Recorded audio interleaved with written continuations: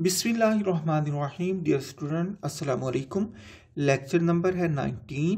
Course title है linear algebra. Course topic जो आज हम स्टडी करेंगे वो eigen values and eigen vectors हो जाएंगे। सबसे पहले हम आइजन वैल्यू और आइजन वेक्टर की डेफिनेशन पढ़ते हैं कि ये क्या होते हैं। ठीक है, इसके लिए आप देखिए, let n be n cross N matrix. मतलब जब भी आइजन वैल्यू फाइंड करनी होगी तो स्क्वायर मैट्रिक्स होगा, एन रोज और एन कॉलम्स हैं उसके। Let A be n cross N matrix, the number lambda is called an eigenvalue of A. मैंने कहा लेमडा आइजन वैल्यू होगी ए की if there exist a non zero vector X in R such that, अगर ये इसको satisfy कर दें, A X is equal to lambda X. मतलब एक्स, तो अगर ये लेमडा ऐसा नंबर हो जिसको एक्स से मल्टीप्लाई कर दें और वो ए एक्स की मल्टीप्लिकेशन के बराबर आ जाए तो लेमडा आइजन वैल्यू है और एक्स जो होगा वो आइजन वेक्टर हो जाएगा। ठीक है, और इसी तरीके से मैं थोड़ा सा इस आपको कंसेप्ट देना चाह रहा हूं। अगर हमारे पास कभी भी हम बात करें आर की, सेट आर है, आर के एलिमेंट जो होंगे किस शक्ल के होंगे, ए बिलोंग टू आर। मतलब ये रियल लाइन की बात कर रहे होते हैं। मतलब अगर पावर कुछ नहीं है तो एलिमेंट हमेशा एक आएगा। अगर कोई कह दे आर टू है तो इसका जो भी एलिमेंट आएगा ये A two A one A two की फॉर्म का आएगा। मतलब दो है, एक है, कुछ पावर नहीं है तो एक है, इसका मतलब एक एलिमेंट। ऊपर स्क्वायर आ गया तो इसका मतलब इसके अंदर दो एलिमेंट होंगे। ऊपर क्यूब आ गया तो इसका मतलब इसके अंदर तीन एलिमेंट होंगे। ऊपर 4 आ गया तो इसका मतलब इसके अंदर 4 एलिमेंट होंगे। अगर n आ जाए तो इसका मतलब ये होगा कि इसका जो भी एलिमेंट लेंगे उसके n कंपोनेंट होंगे, a1 a2 a3 up to so on an belong to rn। इसको हम n टुपल भी कहते हैं। ये वन टुपल, ये 2 टुपल, ये 3 टुपल, ये 4 टुपल, ये n टुपल। जितने एलिमेंट हो उसी के लिहाज से इसको टुपल दिया जाता है। ठीक है, रो वेक्टर देखिए, कोई भी हमारे पास मैट्रिक्स जिसके अंदर एक हमारे पास रो हो उसे हम रो वेक्टर कहते हैं। ठीक है, a matrix that contains one row is called row vector. Column vector, a matrix that contain one column is called column matrix. कोई भी मैट्रिक्स जिसके अंदर एक कॉलम हो उसको कॉलम। रो वेक्टर को ऐसे लिखा जाता है जैसे मैंने लिखा है, एक ही रो है। ठीक है, इसके अंदर कॉलम कितने, कॉलम n है, रो एक है। लेकिन कॉलम वेक्टर है तो इसके अंदर कॉलम एक होगा, रो n होंगी। रो n है, एक रो, दो रो, तीन रो, चार, n रो। ठीक है, तो और स्टूडेंट याद रखें, ये देख लें दोबारा। ठीक है, याद रखें ऐसा मैट्रिक्स जिसके अंदर एक रो हो या एक कॉलम हो उसको हम सिंपली वेक्टर भी कहते हैं। ठीक है, तो इसके बाद हम बात करते हैं यहाँ पर कि इसके अंदर जितने एक्सरसाइज हैं, ये एक्सरसाइज मैंने किसको कहा, बजाय इसके कि मैं कहूँ x1 x2 x3 up to Son xn, तो मैं यहाँ पर इन सबको कॉमनली मैं कह रहा हूँ इसको एक्स आई की जितनी वैल्यू होंगी उतने आ जाएंगे। Where all exercise can not be zero, सारी जीरो नहीं हो सकती। There is some non zero element, यानी कि जितने भी इसके अंदर एलिमेंट है ये सारे के सारे जीरो नहीं हो सकते। कम से कम एक एलिमेंट ऐसा लाजमी होगा जो नॉन जीरो। एक से ज्यादा भी हो सकते हैं लेकिन सारे जीरो नहीं होंगे। Note, a matrix of order 1 cross 1 has only one eigen value. अब मैं ये बता रहा हूँ, कोई भी मैट्रिक्स उसका जो ऑर्डर होगा उतनी वैल्यू होंगी। ऐसा मैट्रिक्स जिसमें एक रो हो एक कॉलम हो उसकी एक आइजन वैल्यू होगी। ऐसा मैट्रिक्स जिसकी 2 रो 2 कॉलम हो उसकी 2 आइजन वैल्यूज होंगी। ऐसा मैट्रिक्स जिसकी 3 रो 3 कॉलम हो उसकी 3 आइजन वैल्यू होंगी। ऐसा मैट्रिक्स जिसकी n रो n कॉलम्स हो उसकी n आइजन वैल्यूज होंगी। और मैंने यहाँ पर कहा है a value lambda satisfy ax is equal to lambda x is called eigen value. इसको मैंने कहा लैम्डा की जो वैल्यू इस दोनों साइडों को बराबर करेगी वो आइजन वैल्यू कहलाएगी। If we take x is equal to 0, मैंने कहा अगर मैं x को 0 ले लूँ ये तभी दोनों साइडें बराबर हो जाती हैं। x is equal to lambda x वाली, that is also called 0 is equal to 0। लेकिन हम कभी भी x की वैल्यू 0 नहीं ले सकते, ये मैंने कह दिया। x कभी भी 0 नहीं हो सकता। ठीक है। उसके बाद हम बात करते हैं आइजन वेक्टर की। याद रखें जब भी आइजन वैल्यू फाइंड करते हैं उस स्क्वायर मैट्रिक्स की फाइंड करते हैं। मैट्रिक्स स्क्वायर नहीं है तो आइजन वैल्यू आ ही नहीं सकती, मैट्रिक्स स्क्वायर होना शर्त है, ठीक है। Eigen vector every non zero vector X satisfying relation 1 कौन सा, ये ax is equal to lambda X. ऐसा x की वैल्यू जो इन दोनों साइडों को बराबर कर दे उसे आइजन वेक्टर कहते हैं। और ये लैम्डा की वैल्यू जो गिवन होगी उसके एसोसिएट में ये आइजन वेक्टर होगा। x की जो वैल्यू इन दोनों साइडों को बराबर कर दे वो आइजन वेक्टर होगा। यहाँ पर लैम्डा की वैल्यू देंगे तो आइजन वेक्टर निकलेगा। मतलब आइजन वेक्टर फाइंड करने के लिए पहले लैम्डा का मालूम होना जरूरी है, ठीक है। लैम्डा 0 भी हो सकता है, पॉजिटिव भी हो सकता है, नेगेटिव भी हो सकता है, लेकिन x कभी भी 0 नहीं हो सकता। इसके बाद हम बात करते हैं करैक्टरिस्टिक पॉलिनोमियल की। करैक्टरिस्टिक पॉलिनोमियल फाइंड करने का जो तरीका है वो मैं आपको बता रहा हूँ, जनरल मेथड पहले बता रहा हूँ। मैंने कहा let A is equal to A I J B N N cross N matrix D determinant. तो मैंने कहा अगर मेरे पास एक कोई इस तरीके का मैट्रिक्स हो तो F of lambda is equal to determinant of A minus lambda I N. I जो है ये आइडेंटिटी मैट्रिक्स है, ठीक है। तो इसका आर्डर वही होगा जो एक आर्डर होगा, ठीक है। तो मैंने कहा ये यहाँ से ये करैक्टरिस्टिक पॉलिनोमियल फाइंड कर लेते हैं। एफ ऑफ लेमडा क्या हो जाएगी, ये जब इसकी राइट साइड को सॉल्व करेंगे तो ये करैक्टरिस्टिक पॉलिनोमियल हो जाएगी। अब मैंने यहाँ पर जनरल वैल्यूज पुट की हैं। मैंने यहाँ पर area A N cross N matrix है, a11 a12 a1n a21 a22 a2n a31 a32 a33 up to so on an1 an2 up to so on ann। इसी तरह आइडेंटिटी भी n क्रॉस n की हो जाएगी, 1 0 0 up to Son 0 0 1 0 up to सोन 0। जो order a का होगा वही आर्डर आइडेंटिटी का होगा। मैंने इसमें वैल्यू पुट करती हूँ यहाँ पर लेफ्ट साइड पर जो था मेरे पास एफ ऑफ लेमडा वैसे का वैसे इक्वल वैसे का वैसे डिटर्मिनेंट वैसे का वैसे। इस ब्रैकेट की जगह ये ब्रैकेट लगाई, ए की जगह मैंने ये वाली वैल्यू पूरी डाल दी है, माइनस ये लेमडा आइडेंटिटी की जगह जो आर्डर आई का ये आइडेंटिटी की वैल्यू डाल दी। अब मैंने क्या किया, आइडेंटिटी को अंदर लेमडा से मल्टीप्लाई किया, एफ ऑफ लेमडा वैसे का वैसे इज इक्वल टू ये ब्रैकेट वैसे की वैसे डिटर्मिनेंट ऑफ ये वैसे का वैसे मैट्रिक्स, लेमडा अंदर मल्टीप्लाई हो गया, डायगोनल पर लेमडा आ गया, बाकी सारे 0, lambda 0 up to Son 0 0 lambda up to Son 0 0 0 up to so on lambda, ये आ गया। अब इसको हम इन दोनों मैट्रिक्स को सब्ट्रैक्ट करके इसका डिटर्मिनेंट ले लेते हैं। तो जब मैंने इन दोनों मैट्रिक्स को सब्ट्रैक्ट किया तो मेरे पास क्या आ गया, F of lambda is equal to determinant of ये आ गया a11 माइनस लेमडा, a12 से 0 माइनस हुआ तो हमने वैसे लिख दिया अप टू सोन a1n। मतलब जो डायगोनल एलिमेंट है उनमें से ये माइनस हो गया, बाकी सारे वैसे के वैसे। तो इसके बाद डिटर्मिनेंट है, मैंने एफ ऑफ लेमडा इसका डिटर्मिनेंट ले लिया मैट्रिक्स खत्म करके। तो ये मेरे पास ये क्या आ जाएगी, ये मेरे पास इसको एक्सपेंड करें तो एक पॉलिनोमियल आ जाएगी। वो जो पॉलिनोमियल होगी वो करैक्टरिस्टिक पॉलिनोमियल कहलाएगी। मतलब ये फार्मूला आ गया पॉलिनोमियल का। तो it is called the characteristic polynomial of A. If F of lambda, अगर यहाँ पर एफ ऑफ लेमडा 0 हो जाए तो फिर ये इक्वेशन बन जाएगी और इक्वेशन को सॉल्व करेंगे तो आइजन वैल्यू आ जाएंगी। एफ ऑफ लेमडा को 0 पुट किया तो ये मेरे पास determinant A minus lambda I N is equal to 0। It is called the characteristic equation of A. Characteristic equation से आइजन वैल्यू निकल आती है, इसको सॉल्व करते हैं, फैक्टराइज करते हैं। तो in order to find the eigen vector we use the formula. ये आइजन वैल्यू का फार्मूला है, आइजन वेक्टर का फार्मूला ये अंदर वही है, ए माइनस लेमडा आई।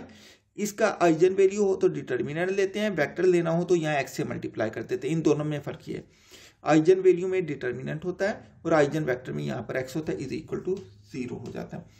तो हम एग्जाम्पल 1 की बात करते हैं, इसकी एग्जाम्पल सोल्व करने जा रहे हैं। Find the characteristic polynomial eigen values and eigen vector of the matrix. ठीक है, मैट्रिक्स गिवन है a is equal to 1 2 minus 1 1 0 1 4 minus 4 5। इसकी मैंने आइजन वैल्यू फाइंड करनी है। इसकी आइजन वैल्यू फाइंड करने के लिए सबसे पहले मैंने इसकी करैक्टरिस्टिक पॉलिनोमियल फाइंड करता हूँ। ये करैक्टरिस्टिक पोलिनोमियल का हमारे पास फार्मूला ये है। करैक्टरिस्टिक पोलिनोमियल इक्वल होती है F of lambda is equal to determinant of A minus lambda I3 इसलिए लिखा है, इसका ऑर्डर 3 क्रॉस 3 है क्योंकि मैट्रिक्स ए का ऑर्डर भी 3 क्रॉस 3 है, इसलिए जो ऑर्डर ए का होगा वही ऑर्डर आइडेंटिटी का होगा। एफ ऑफ लेमडा वैसे, डिटर्मिनेंट वैसे, ए की जगह मैंने ए मैट्रिक्स लिखा, माइनस लेमडा वैसे, आइडेंटिटी की जगह ये मैंने आइडेंटिटी मैट्रिक्स लिखा। लेमडा अंदर मल्टीप्लाई हो गया, F of lambda is equal to determinant matrix A वैसे का वैसे माइनस ये अंदर लेमडा मल्टीप्लाई हो गया। इसके बाद F of lambda is equal to determinant, ये दोनों को मैंने सब्ट्रैक्ट किया, 1 माइनस लेमडा, ये 2 आ गया, -1 0 -1 1 minus 0 1 0 minus lambda 1 minus 0 1 4 minus 0 4 -4 minus 0 -4 5 minus lambda minus, ये डिटर्मिनेंट है। इसके बाद मैंने इसी मैट्रिक्स का डिटर्मिनेंट ले लिया, F L lambda is equal to 1 minus lambda 2 minus 1 1 minus lambda 1 4 minus 4 5 minus lambda. F of lambda is equal to, इसको मैंने फर्स्ट रो से एक्सपेंड कर दी, यहाँ लिख भी दें एक्सपेंडिंग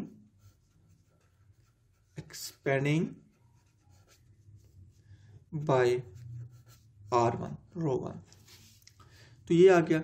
अब देखिए जब पहली रो से एक्सपेंड किया 1 माइनस लेमडा वाई, ये रो भी खत्म, ये कॉलम खत्म, बाकी ये बच गया माइनस लेमडा 1 -4 5 माइनस लेमडा, ये मैंने लिख दिया माइनस लेमडा -4 1 5 दूसरे के लिए डिटर्मिनेंट जब एक्सपेंड करते हैं पहला पॉजिटिव होता है, दूसरा नेगेटिव होता है, तीसरा पॉजिटिव, तो ये नेगेटिव है तो ये नेगेटिव मैंने ये लगाया। इसके बाद ये 2 बाहर आ गया, ये रो ख़त्म, ये कॉलम ख़त्म और पहली रो भी ख़त्म, ठीक है, ये कॉलम भी ख़त्म और ये मेरे पास रो भी ख़त्म। बाकी मेरे पास क्या बचा जी 1 4, ये देखिए 1 4 1 5 माइनस लेमडा 1 5 माइनस लेमडा। इसके बाद मैंने क्या किया, मैंने -1, ये -1 वैसे, यानी कि डिटर्मिनेंट का प्लस है ये, लेकिन नंबर अंदर -1 है, तो ये रो भी गई, ये कॉलम भी गया। बाकी क्या बच गया 1 minus lambda 1 minus lambda 4 minus 4 minus 4। मैंने इसको एक्सपेंड कर दिया, एक्सपेंड किया तो मेरे पास एफ ऑफ लेमडा, इसको 1 माइनस लेमडा, ये माइनस लेमडा, इसको इससे मल्टीप्लाई किया, इसको इससे किया, -4 × 1 -2, ये इससे मल्टीप्लाई किया, ये इससे मल्टीप्लाई किया, 1 × 5 माइनस लेमडा -4 × 1 आ गया, -1 इंटू ये इससे मल्टीप्लाई हुआ 1 × -4, जब हम यहाँ से इधर आए, यहाँ से ऊपर गए तो 4 × minus lambda. F of lambda is equal to F, अब ये 1 माइनस लेमडा वैसे, ये मल्टीप्लाई किया -5 lambda minus lambda plus lambda square minus plus 4 1 is 4 -2 वैसे, 1 अंदर मल्टीप्लाई होके 5 माइनस लेमडा -4 आ गया, ये -1 है तो लिहाजा यहाँ पर हमने क्या किया, ये -1 लिखा, -1 वैसे का वैसे, ये -4, ये माइनस प्लस 4 लेमडा। अब इनको सिंपलीफाई करना है, सिर्फ जो मल्टीप्लाई होते हैं मल्टीप्लाई करते हैं, जो ऐड होते हैं उनको ऐड करते हैं। जब हमने इसको देखा तो ये मेरे पास एफ ऑफ लेमडा, इसको सिंपलीफाई कर दिया, मेरे पास जो आंसर आया है एफ ऑफ लेमडा का वो है -lambda cube plus 6 lambda square -11 lambda plus 6। ये मेरे पास आ गई करैक्टरिस्टिक पोलिनोमियल, मैंने यहाँ पर लिख दिया which is the required characteristic polynomial, ये एक आंसर आ गया। अब मैंने फाइंड करनी है eigen values. Eigen value find करने के लिए आप ऐसा करें, एफ ऑफ लेमडा को डायरेक्ट 0 पुट कर दें। मैंने प्रोसेस से बचने के लिए मैंने एफ ऑफ लेमडा को डायरेक्ट 0 पुट कर दिया, क्योंकि आइजन वैल्यू के अंदर आपने पढ़ा है ना, आइजन वैल्यू में determinant A minus lambda IN 0 होता है, क्योंकि पोलिनोमियल के अंदर क्या होता है, पोलिनोमियल के अंदर हमने पढ़ा था एफ ऑफ लेमडा। देखिए इसकी करैक्टरिस्टिक पोलिनोमियल की राइट साइड और आइजन वैल्यू की राइट साइड बराबर है, ये साइड एक बराबर है, तो इसका मतलब एफ ऑफ 0 को अगर मैं पुट कर दूं एफ ऑफ लेमडा को 0 पुट कर दूं तो मेरे पास आइगन वैल्यू आ जाएंगी। लिहाजा मैंने एफ ऑफ लेमडा को 0 पुट कर दिया।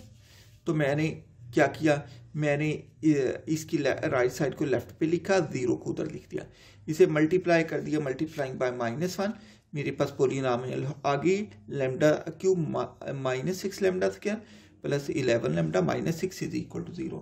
तो अब मैं इस इक्वेशन को सॉल्व करता हूँ रिमाइंडर थ्योरम से। ये इक्वेशन 2 है जी। रिमाइंडर थ्योरम आपको पता है। मैं सबसे पहले इसको क्या करूंगा, पी ऑफ लैम्डा कह दिया, lambda cube -6 lambda square plus 11 lambda -6।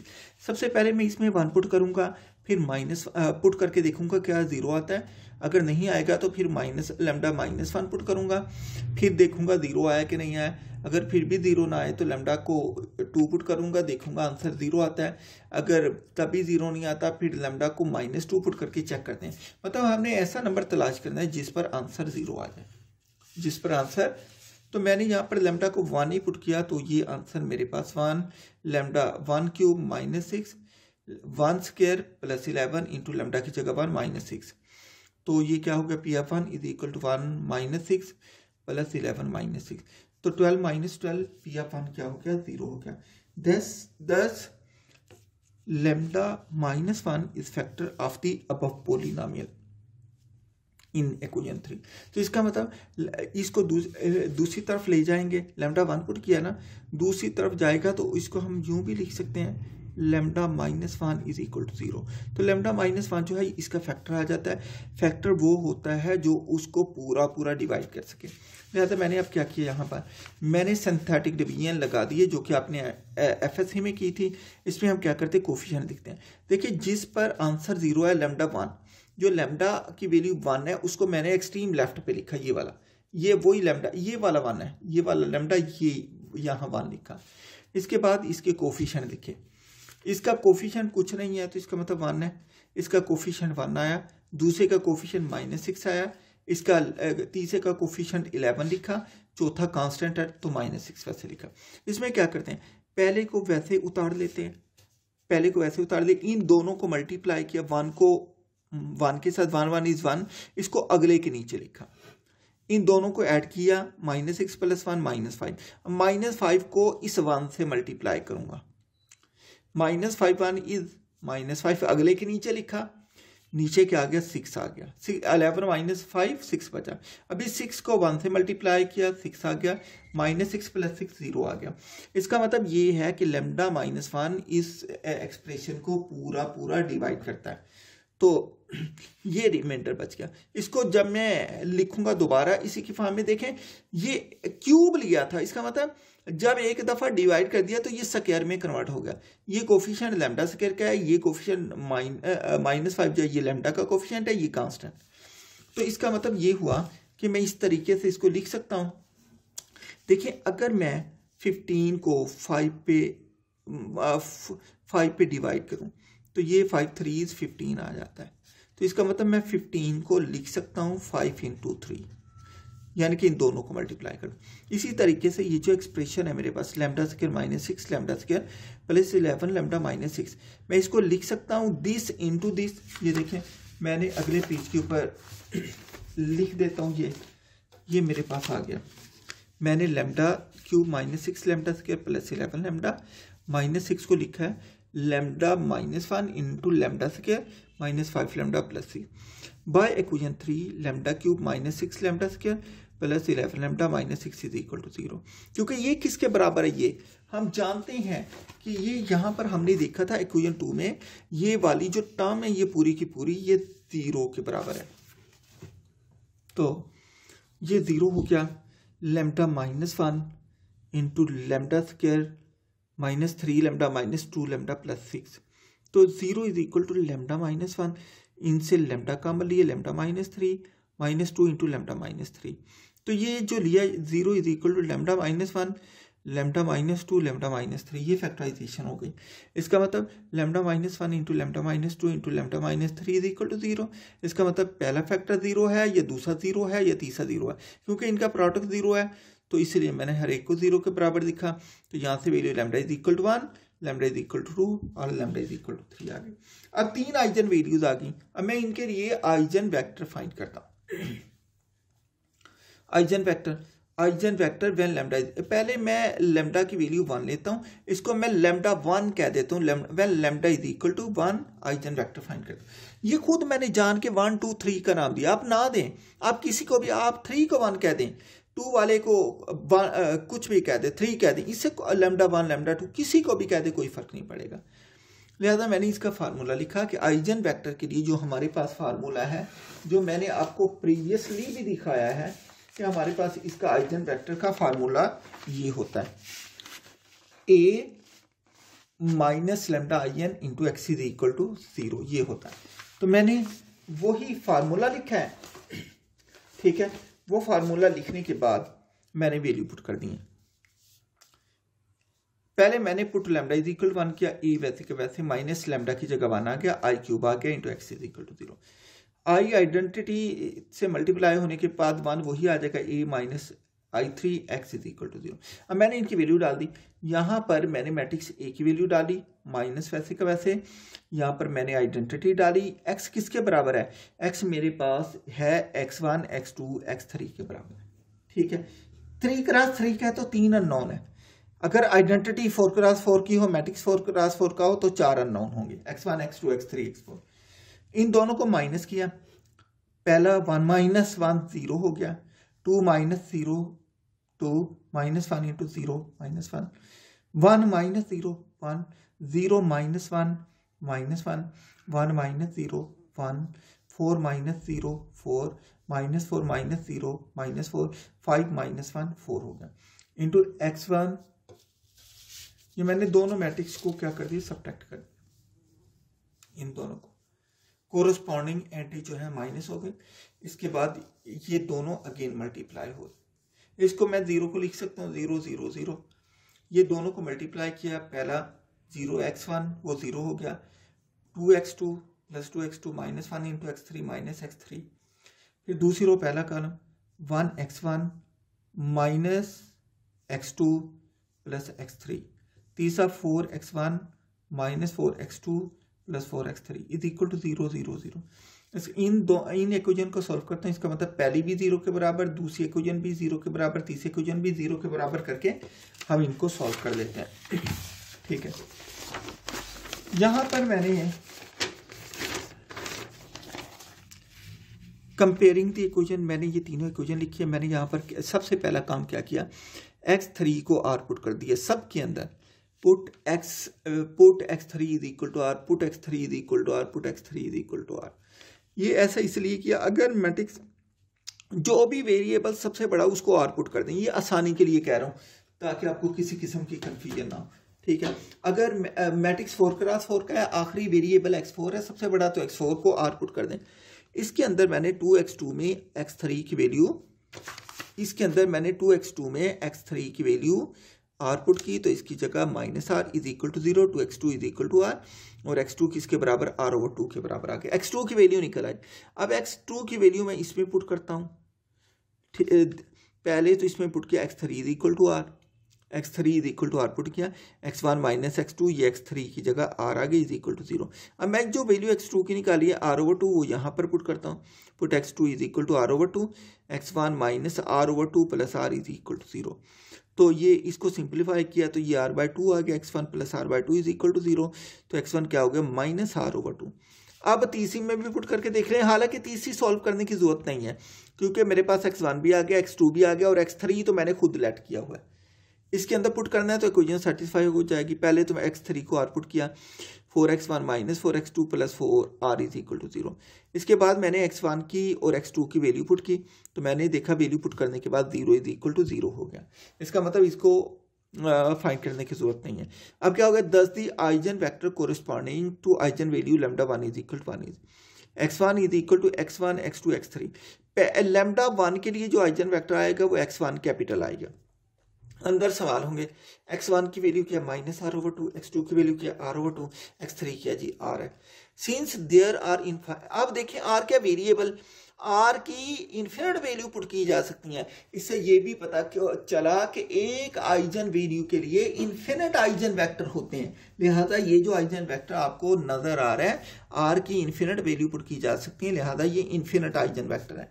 ठीक है, since there are infinite values of r is variable, therefore there are infinite eigen values for eigen vectors for eigen value lambda 1 is equal to 1।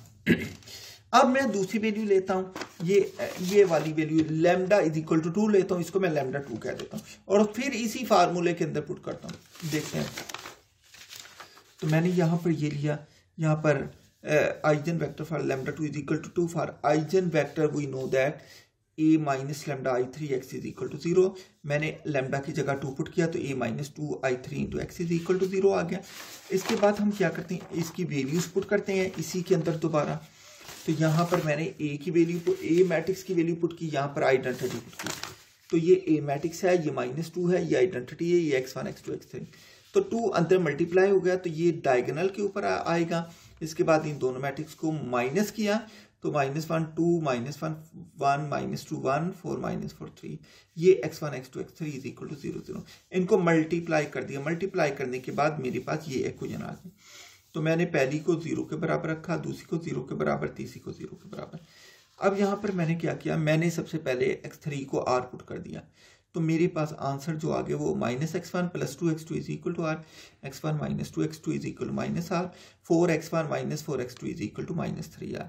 मैंने यहाँ पर क्या किया, equation 10 को 4 से multiply करके इक्वेशन 12 में ऐड कर दिया। आप किसी भी तरीके से निकाल सकते हैं, ज़रूरी नहीं यही कुछ करना है। मैंने इसको 4 से मल्टीप्लाई किया, ये आ गया। इसके बाद 12 इक्वेशन में ऐड किया तो यहाँ से x2 की वैल्यू r/4 निकल आई। मैं x2 की वैल्यू यहाँ पे पुट करता हूँ, x1 - 2 वैसे का वैसे, x2 की वैल्यू r/4 आ गई इज इक्वल टू -r। ये क्या हो गया, x1 - r/2 is equal to -r, r उधर जाकर ऐड हो जाएगा। x1 is equal to r/2 -r, x1 is equal to -r/2 हो गया। x1 की वैल्यू निकल आई, x2 की निकल आई, उसमें पुट करने की जरूरत नहीं है, इसमें पुट करने की जरूरत नहीं है। करेंगे तो दोनों साइडें बराबर होंगी और कुछ भी नहीं। Thus the eigen vector corresponding to eigen value lambda 2 is equal to 2 is। अब इसके लिए आइजन वेक्टर अलग फाइंड कर देते हैं। तो हम देखते हैं x2 is equal to x1 x2 x3 is equal to -r/2 r/4 into r। There is r क्या वेरिएबल, इसका मतलब इसके भी इन्फिनिट आइजन वेक्टर आ गए। यही काम आपने लैम्डा इज इक्वल टू 3 के लिए करना है, मैंने शॉर्टकट कर दिया है, आपने ज़रा तफसील से कर लेना। तो यहाँ वही फार्मूला लिखा, a minus lambda i3 x is equal to 0। इसमें लैम्डा की वैल्यू हमने 3 पुट कर दी है। इसमें इसको मैंने सिंपलीफाई करके जो आंसर आता है वो लिखा है, इसको ये x1 x2 वैसे इसको मल्टीप्लाई किया तो इक्वेशन बन गई। इक्वेशन को मैंने सबसे पहले x3 को r पुट कर दिया है। x3 को r पुट करने के बाद मैंने इनको सॉल्व किया तो मेरे पास जो आइजन x2 की वैल्यू आई r/4 आई, x2 की वैल्यू मैंने इसके अंदर पुट की तो मेरे पास x1 की वैल्यू -r/4 आ गई। तो लिहाजा x1 भी आ गया, x2 भी आ गया, x3 हमने r पुट किया था तो लिहाजा x3 किसके बराबर आ गया, x1 x2 x3 is equal to x1 यहाँ पर क्या निकला है -r/4, x2 क्या निकला r/4 और x3 हमने r।